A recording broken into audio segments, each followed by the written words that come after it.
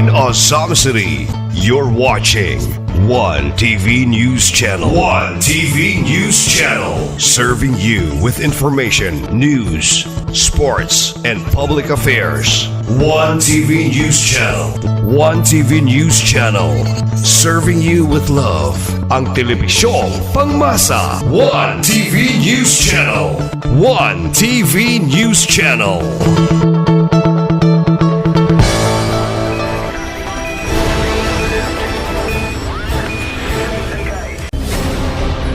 One TV special report.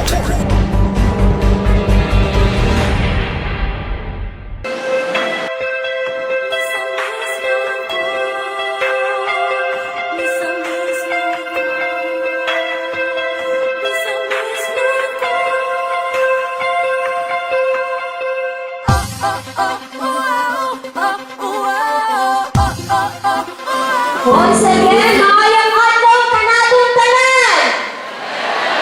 Hep hep. Hooray! Mura magway pangahaw kasi may pangahaw dire. Ay, excited ra pud kayo mo. Di ba tingnan mo mamahaw? Oh, ano wala man mo namahaw. Sara ka na namo ron. Ay, sorry. So, before na mo proceed, mag-roll call sa kakadaliha.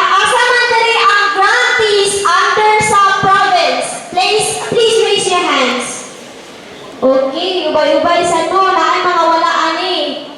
Asa ang mga grantees sa OLT? OLT, nasa kinatumian. How about ang LGU grantees? Okay, so naaragyan mo no? Of course, before ta mo proceed, ato sa i-acknowledge pagbalik ka na ang bisita nga naadili ka sa atong atubangan. Na personal nga nakikuban ka nato, especially kaninyo mga offer grantees despite sa ilang pagka-busy, no?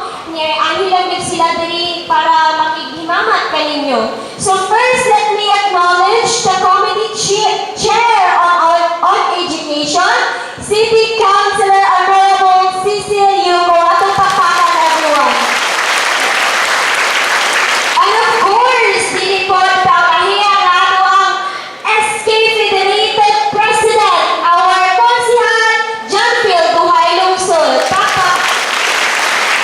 okay. And of course, ang pinaka-ulahiya, ang pinaka-importanting bisita nato nga nakadali karon, and our very active and supportive amahan silang bayan at pagpapakan sa kusog Mayor Sam Norman G. Cortez. And of course, we have here the representative from the provincial government of Misamis Occidental, headed by our OFO program director, Ma'am Adora Oro. Okay, to our media team and all our guests present here today, welcome kaninyong tanan. I know everyone is very excited na dyan to claim their allowances today, so dili na nato nito gayon pa, no?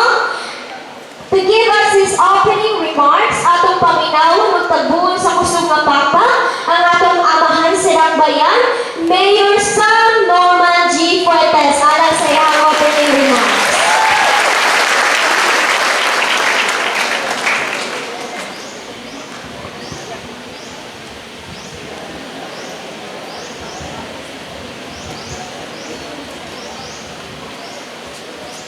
Thank you, Ma'am Angel, Ma'am Kyun, no? Before anything else, allow us to give our highest regard to Governor Henry Sibilia Waminal, the father of our province, and the father also of our one family, one profession. Also for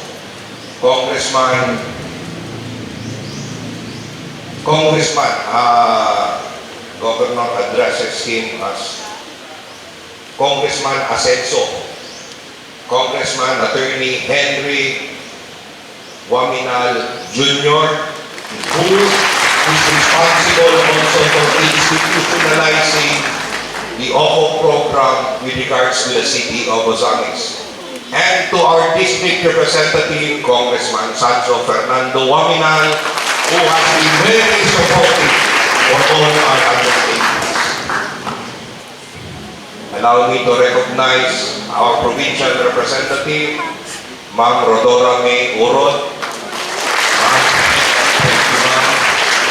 and our committee schools head, Councilor Cecil Cole, and our ASCII Federative Chair, Councilor Canfield Guayluxon. The members of the various government offices that are here present today, and more especially to all of you, the OPO, should I say scholars rather than beneficiaries, a pleasant morning to each and every one of us.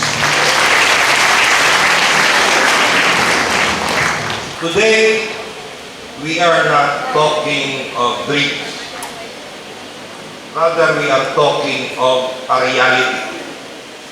A reality that your presence here today alleviates to some extent the parents or parent who dreams waking up each morning trying to find reason on where to curtail their own personal needs or what to sacrifice for their comfort, if only to enable to send you to school and support you in your studies. You are the living reality of that. Your presence here is a fulfillment of a dream as envisioned by our visionary governor. Having qualified to the One Family, One Professional educational program of both the province and of the city of Batanes, makes you or enables you to have a chance, an equal chance to really study. Bear in mind that OPO is not just about financial subsidy.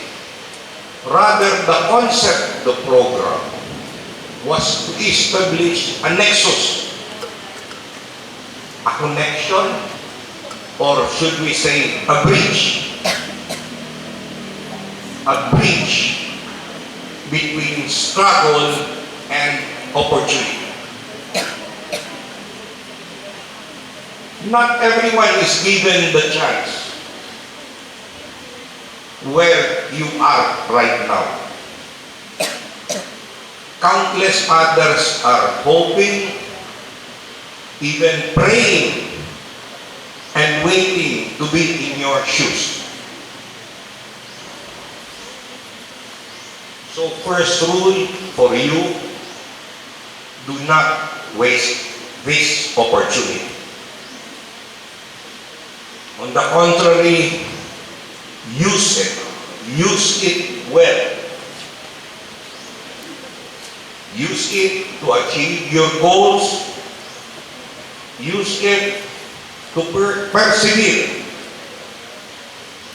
even more harder in your studies, and use it to finish what you have started. Allow not distractions to take away what others only dream of.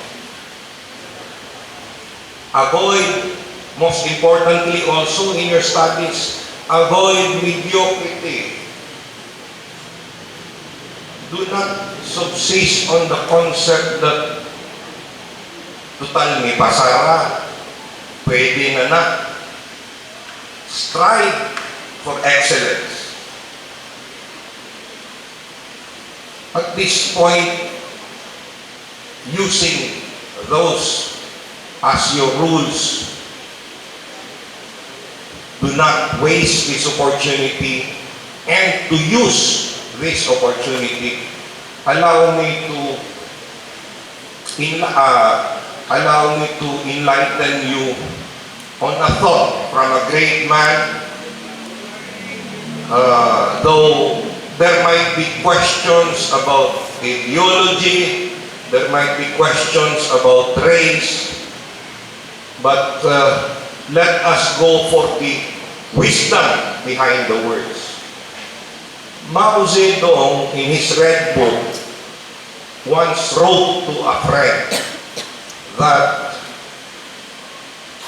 so many deeds cries out to be done, and always urgently.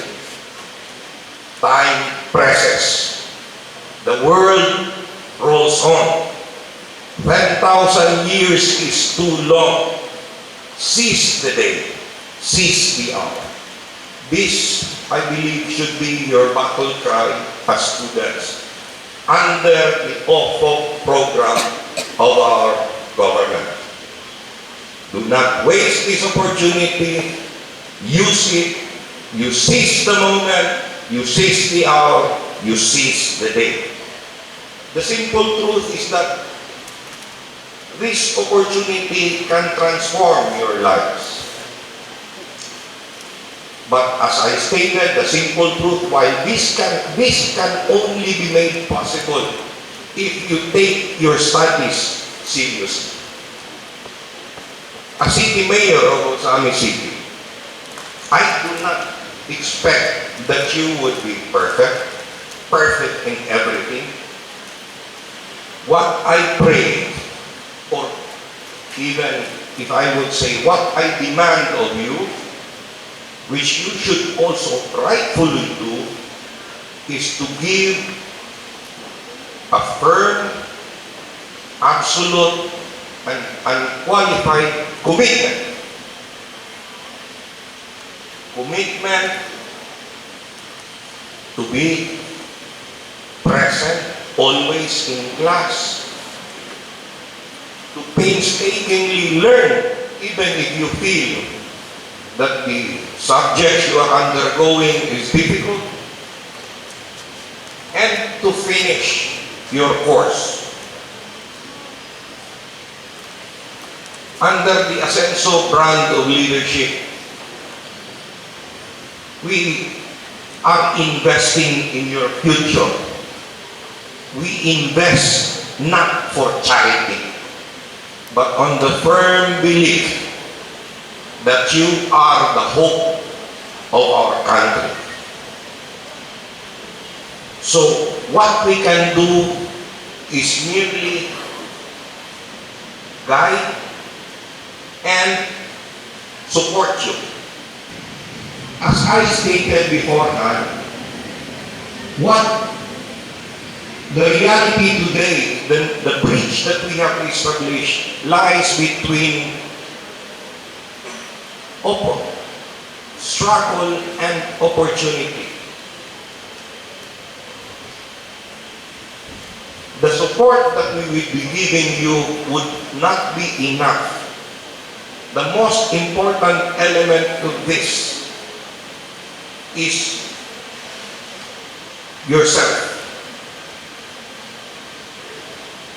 The road to success depends upon your commitment to be disciplined, to be motivated, and to struggle on and keep on going even you feel that the going gets rough.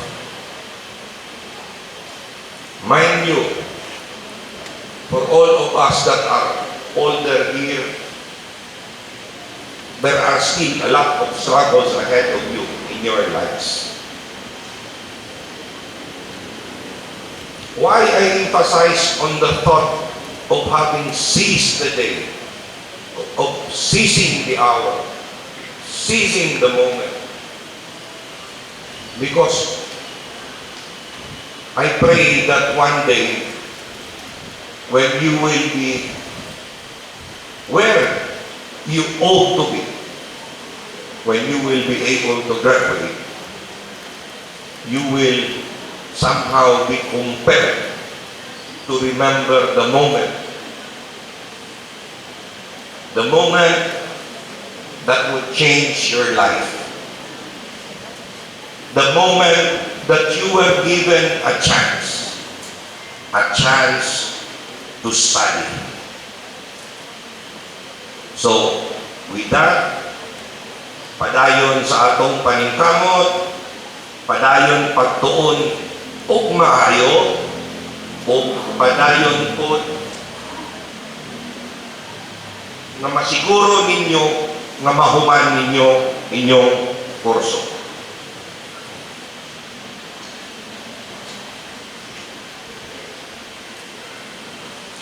This opportunity can change your life, but this can only be possible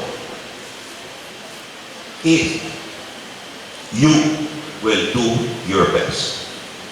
Daghang salamat o mohangyo ko sa inyo sa pagduyog sa akuha, sa pagsinggit, sa asenso. Ingay. Asenso. Asenso. Sunod. Asenso.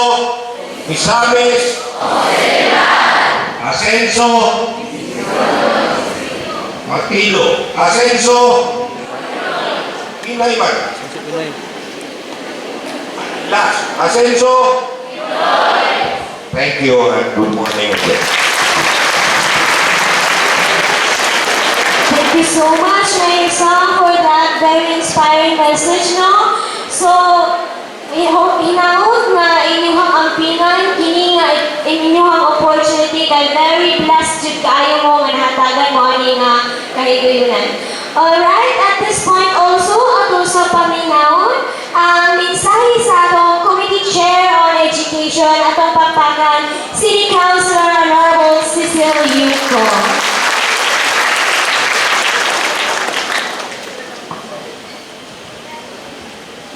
Good morning sa tanan!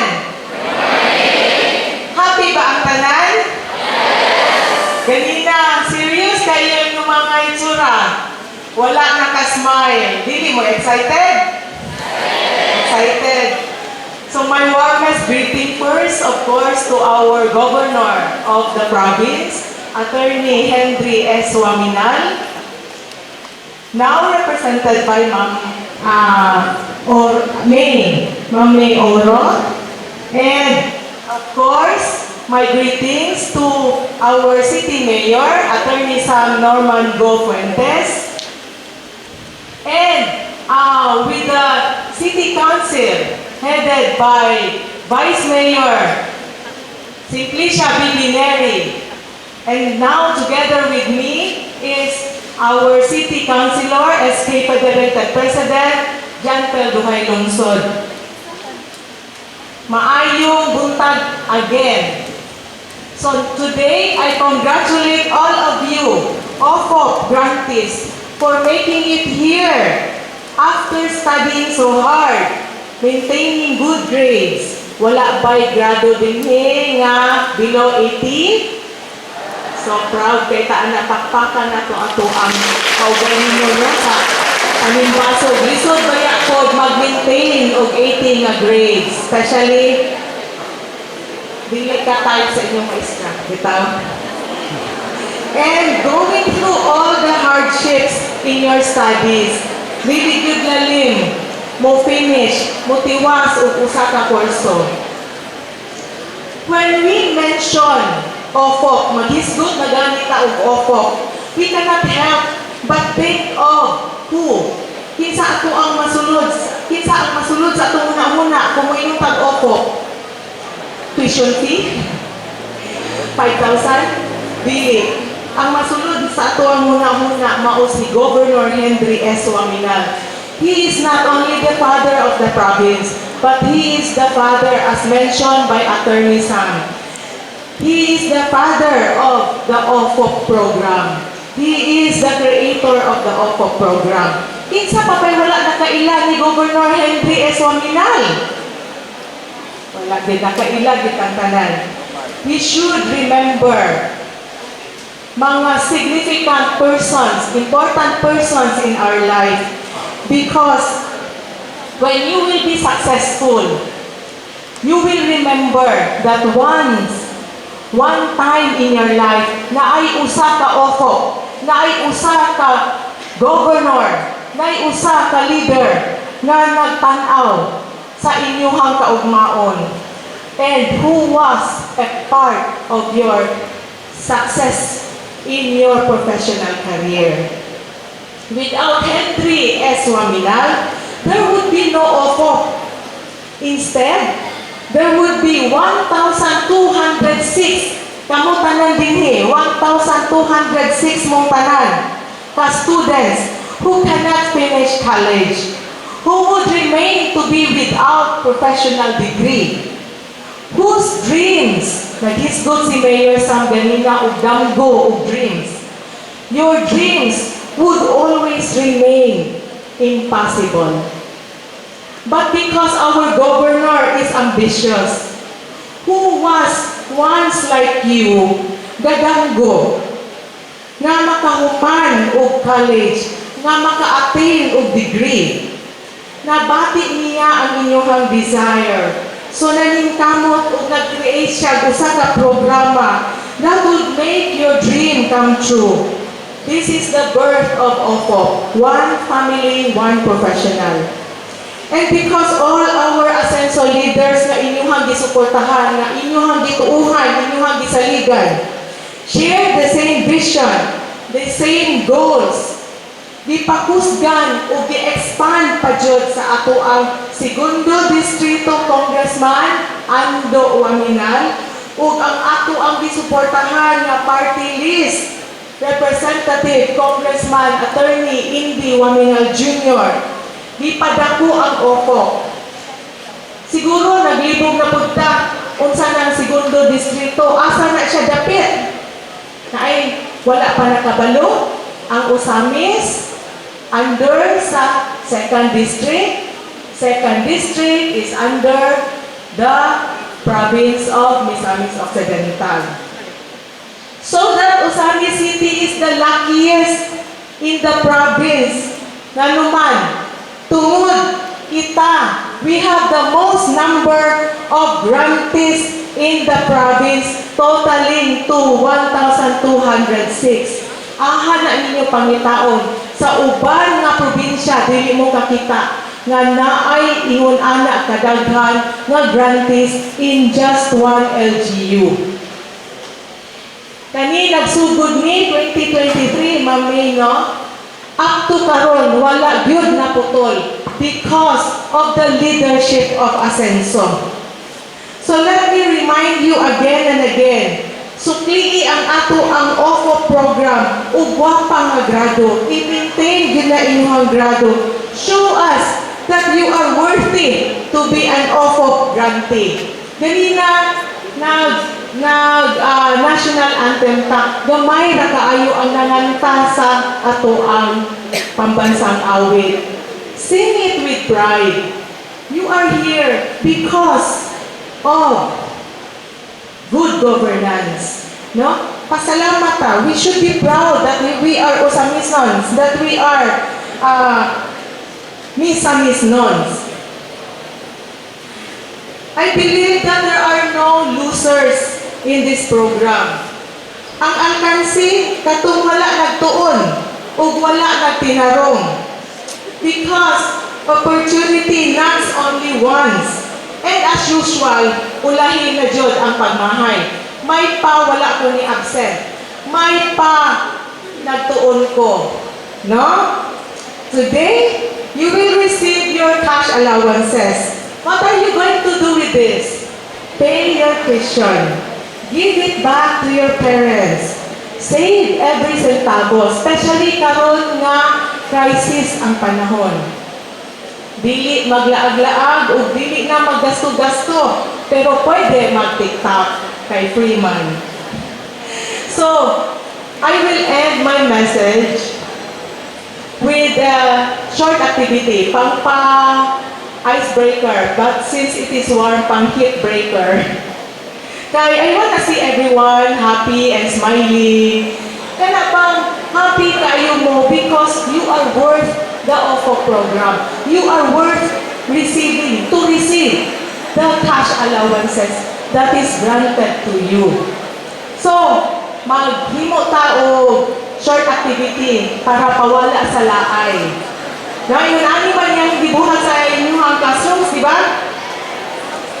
So, kay libre man ng TikTok, mag-revise ta o lyrics sa popular TikTok song.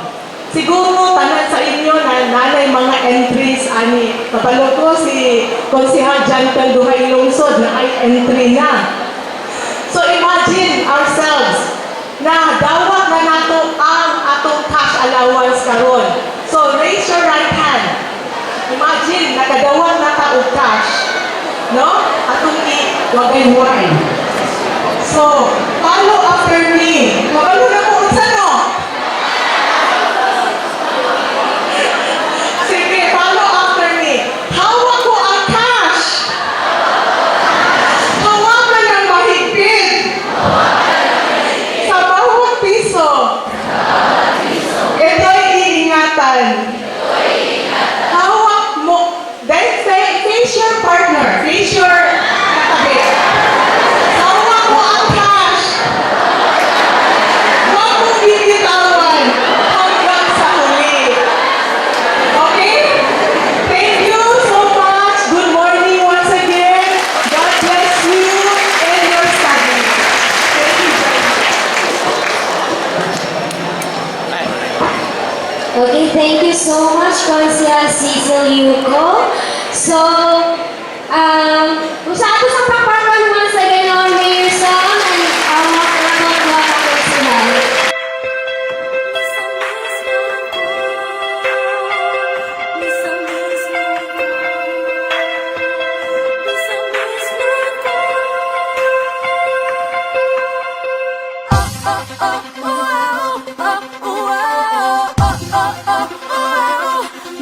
Miss noon ko.